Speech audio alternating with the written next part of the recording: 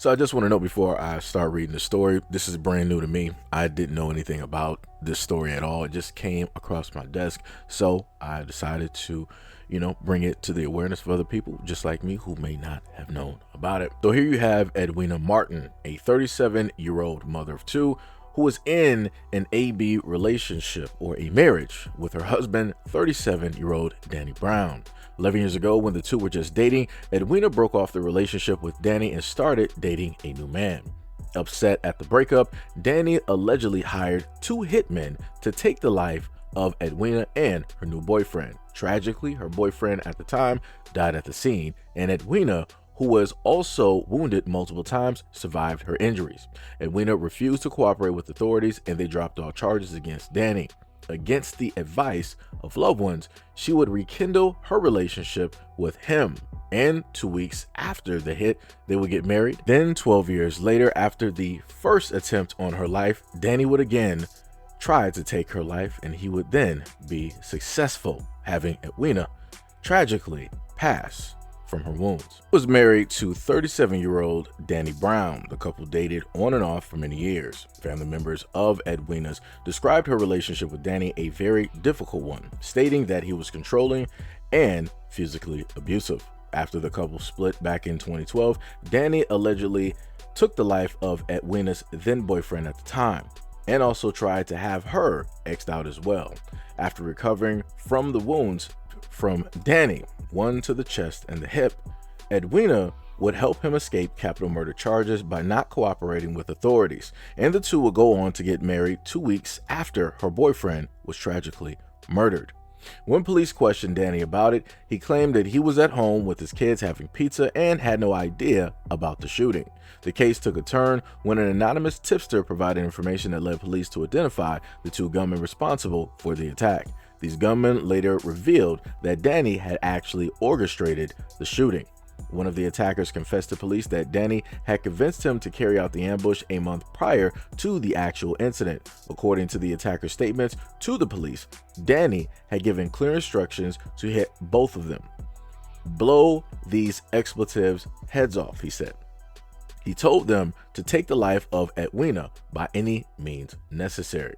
He emphasized not harming the children in any way. According to police reports, on that day, Edwina, then 25, was attacked. She had visited her mother's house along with her boyfriend, Daniel Hill, then 21, to meet Danny, who had custody of their two children. Their purpose for Edwina to style their daughter's hair for school. However, instead of the intended meeting, the two men were confronted by armed individuals who pursued them into the residence and initiated gunfire. The ordeal: Hill sustained a gunshot wound to the head as she tried to fight off the gunman, while Edwina was hit in the arm and the chest. The police report stated that Edwina managed to crawl into an adjacent room where she sought refuge beneath her mother's chair. The assailants were unable to remove Edwina's mother from their path to reach Edwina, so they decided to flee. Detectives were informed by the hitman that Danny had offered them $10,000 car for some money in exchange for killing Edwina. Authorities stated that Danny arranged the ambush because he and Edwina had been consistently feuding over their child. The hitmen were both found guilty. The attacker, who shot and took the life of Hill, pled guilty to first-degree murder and attempted first-degree murder and received a 55-year sentence. And the accomplice went to trial and was found guilty and was sentenced to life in prison. Surprisingly, even though both attackers were found guilty, all charges against Danny were dropped by August of 2012. This happened because Edwina, over time, became increasingly opposed to pursuing legal action against Danny. A day before the trial, Edwina refused to cooperate with authorities, and the jail calls between Edwina and Danny further convinced prosecutors that she would not assist them in putting Danny away from murder and her attempted murder. Before this incident, Danny had already come to the attention of Little Rock police. Danny was no stranger to authorities, as he served a 5-year prison sentence when he was 17. Danny was charged with manslaughter after a botched robbery in the capital city left one of his accomplices dead.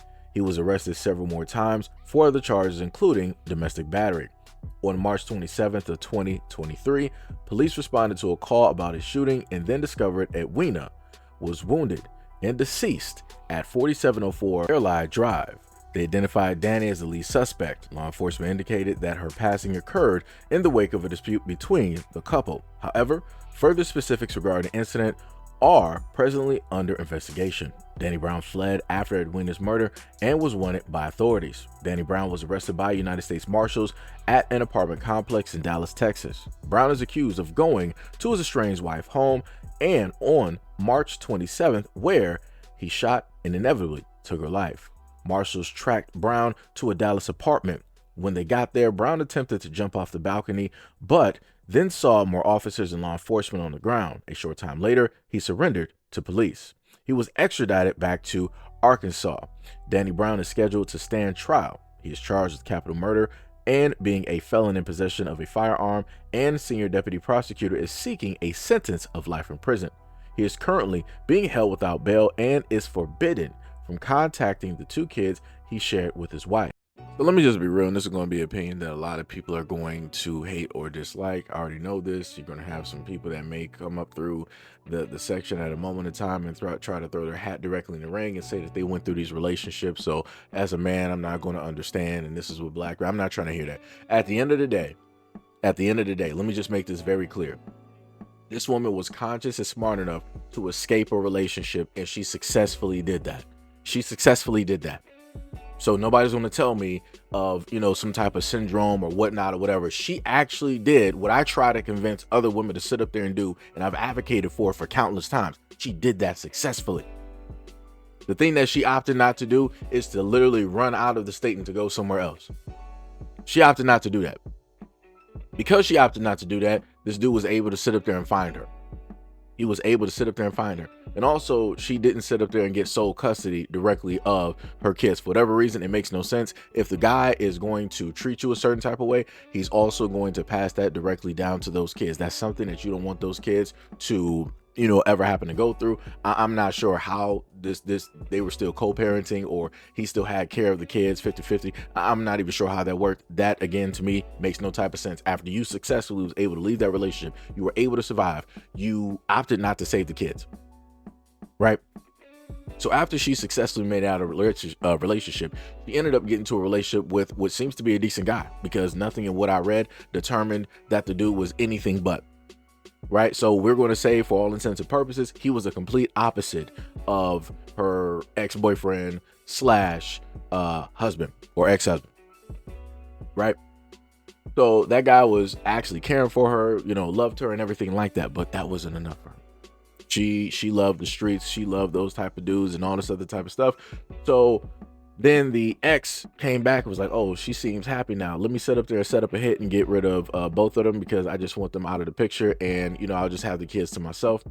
So he decided to find two goons directly on the streets and was like, yo, 10K, car, whatnot, or whatever. Do what it is that you got to do. Just don't harm the kids. So knowing the fact that chances are very great that the kids could be involved or be around, he was like, hey, just make sure don't harm the kids. How about just don't do it at all? Right, but again, this shows you the mentality. This shows you how this dude actually is. So the hit basically goes as planned, technically. So the boyfriend is out of the picture, but Edwina ended up getting injured. The mother basically blocked them from trying to continue to go directly after the daughter, whatnot, or whatever. So the guy sit up there and run.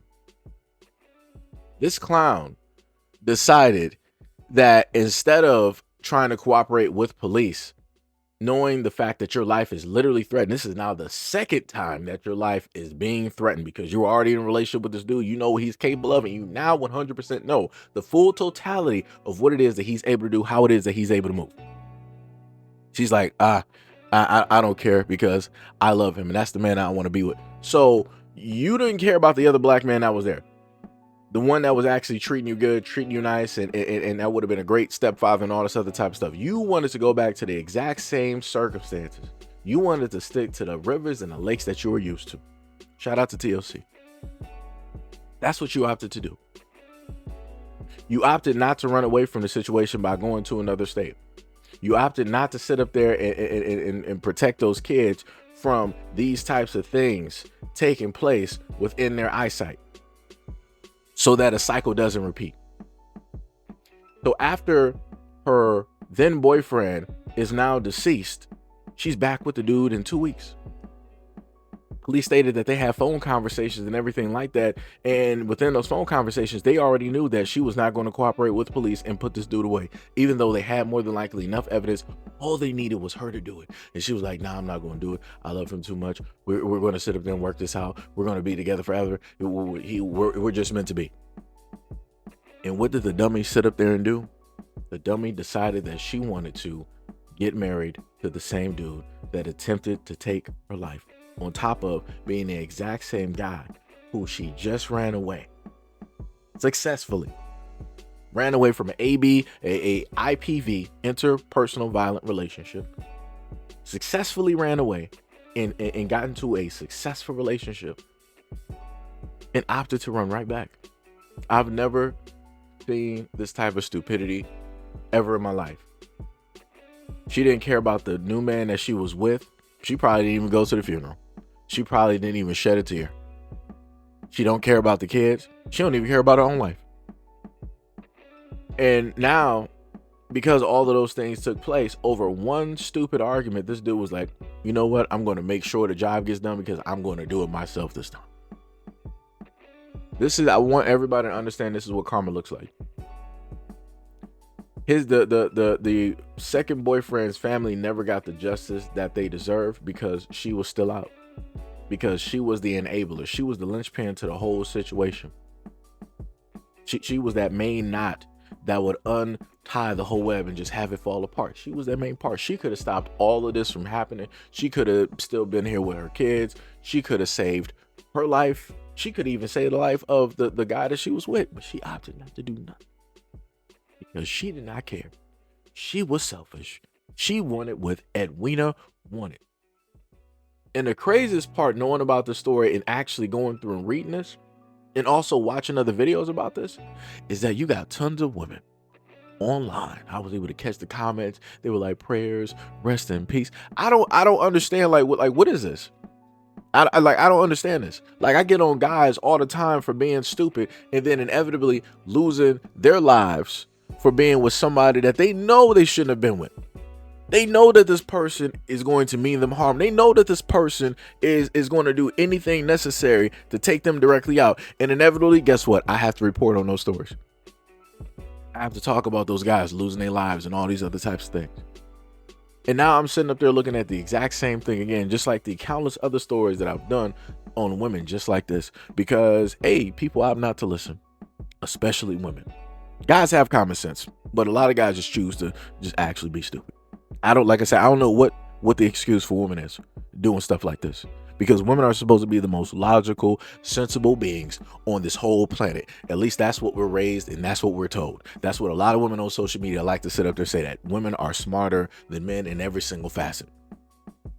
But yet when we come to this, all of those, smarts and all of that, those faculties are gone. Like it just doesn't matter. It's just like, it's like, this is crazy. This is crazy.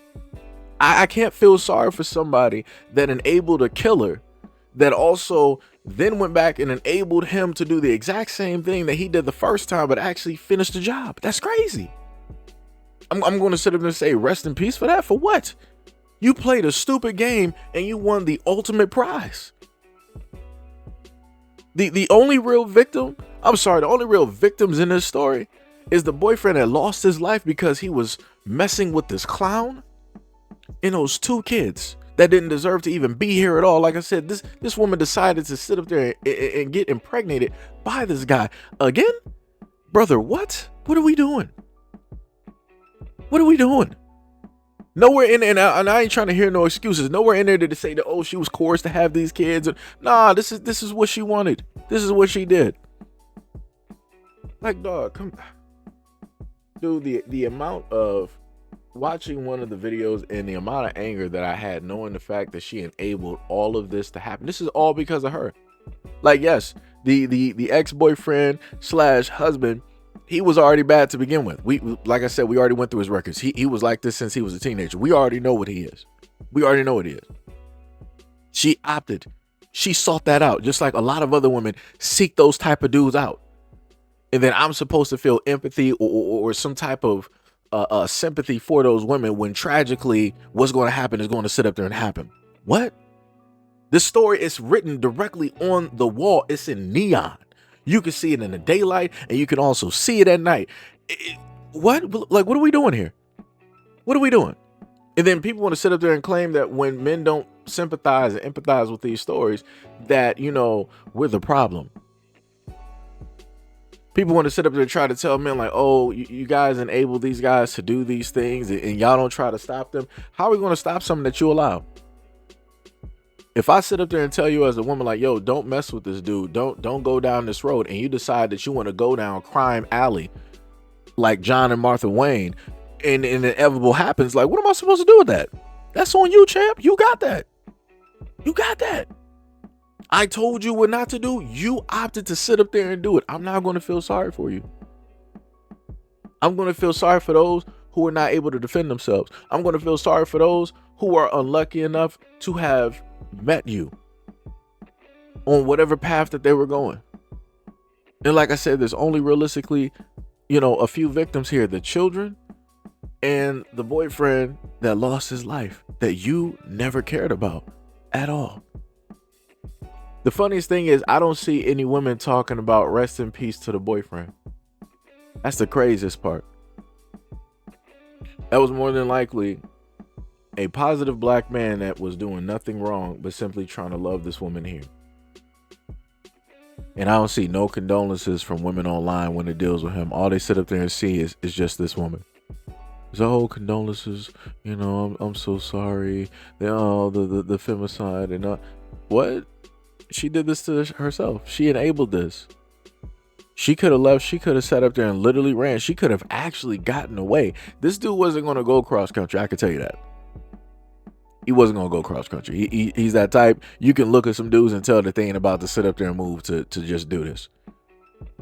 They're good with where it is that they are, because that's their little bit of control. They know that area and all those other types of things. Other areas, they don't know nothing about nothing. But here we are. So hopefully this story, just like I learned about it, other people learn about it too. And some of the women and the younger women will take a lesson to this, and they won't go down the path of Edwina. Because if you do, inevitably you're going to have a lot of people that's not going to feel sorry for you, and the real victims are going to be the children who did not ask to be here. But anyways, let me know what you guys think about the story and everything that I stated in the comment description below. And as always, peace, love, and stay tuned for the next video.